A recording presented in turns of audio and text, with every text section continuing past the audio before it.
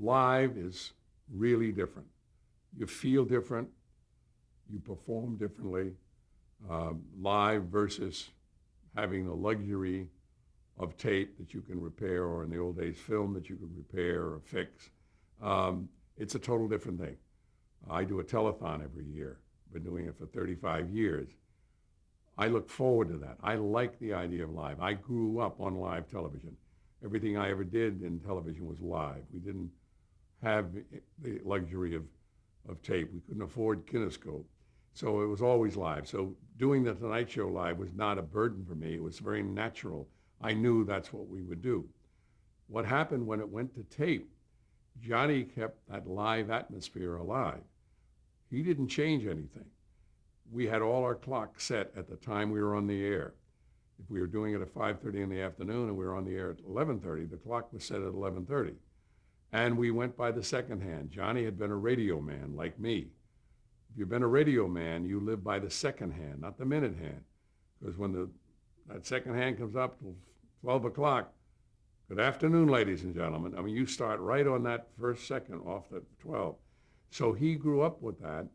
So when we went to tape, he insisted that all the clocks be set at the time the show was on the air, and we treated it like it was live.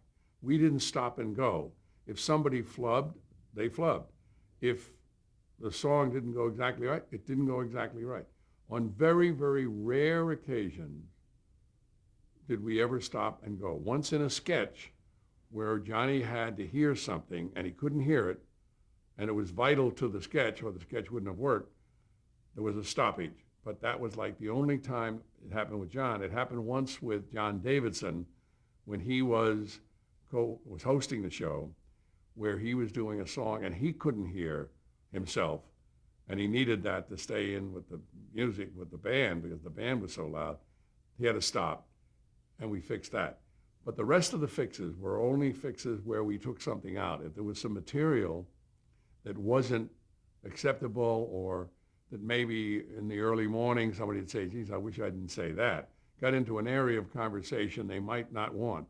Fred DeCordova got to be so sophisticated with this that when they got into that area, which you might want to remove, he would start a clock. He had a little clock that he would start, and it would run for so many seconds. And then he would run the show over that many seconds, because they then could slice it out. And when I would go talk to the audience, sometimes I would talk to the audience deep in the show just to fire them up again. I'd go up in one of the breaks, and if it had been pretty wild and woolly conversation, little double entendre or whatever, I would say, oh, are we going to be busy in surgery tonight? The joke that we would be back taking stuff out of the tape, but not often, didn't happen much. Most of the shows, the vast majority of the shows, even when we were taping, we approached and did as though they were live. But for an ordinary performer, not a Johnny Carson, when they get on tape, they get very luxurious with that idea. They get very lax with that idea. They know they can fix it. Bob Hope, one of the greatest entertainers of all time, a monument of entertainment. But, if the joke didn't go, let me do that again. Johnny didn't believe in that. He didn't want any part of it. He wanted that thing to go out, to leave the studio in its proper form, just like we did it. That was how it was going to go across the country.